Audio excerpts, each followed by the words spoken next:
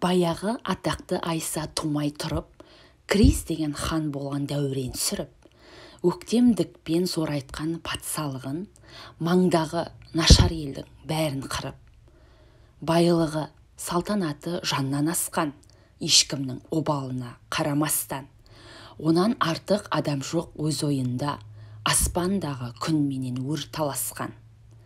Румда бір есті бар Салон атты, данышпан, тура сөзді инабатты. Сол келді деп естіп хан шақыртып, біраз ғана сөйлесіп жауап қатты. Крис хан сұлу еді, жүзі нұрлы, кигені тым әдемі неше түрлі. Салонға айтты, дүниені араладың, сұлу кісі көрдің бе өзім құрлы. Ол айтты, сенен артық талай жан бар, мәселен әтеш тоты хайуандар. Қанша әдемі киініп қораздансаң, сонан артық болмайсың мұнымды аңғар. Ішінен хан ыза боп ашуланды, есті деп неге айтты бұл есалаңды. Қазына әскер дәулетін аралатып, көрдің бе деді мендей бақты адамды. Салон айтты, атнада бір кедей бар, не қылсаң да болмайсың сен оған пар. Таза, еңбекшіл, азға қанағатшыл, халқына қиянатсыз қызмет қылар.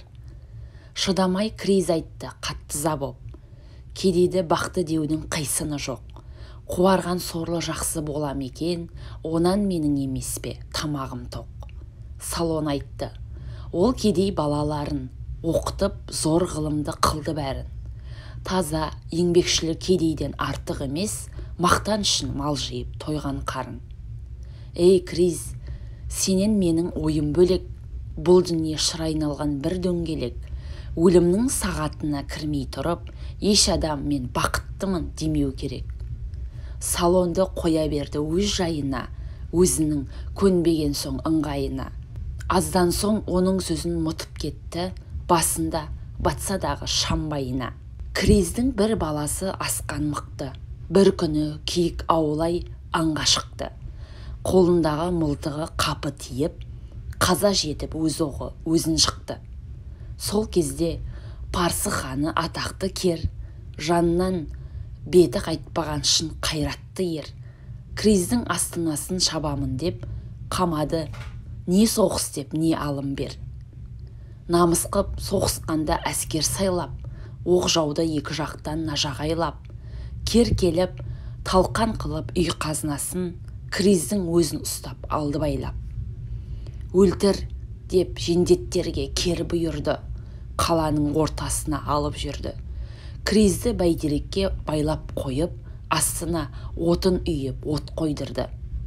Қарады Криз сонында маңайына, құлаған алтындаған сарайына. Таланған қазынасымен өлген әскер тағы да көзі түсті талайына. Сонда айтты, қайран Салон, келмедің ғой, сөзіңе бұрын ындын бермедің ғой. Данышпан қасиетті жан екенсің, аман бол, енді менің өлгенім ғой.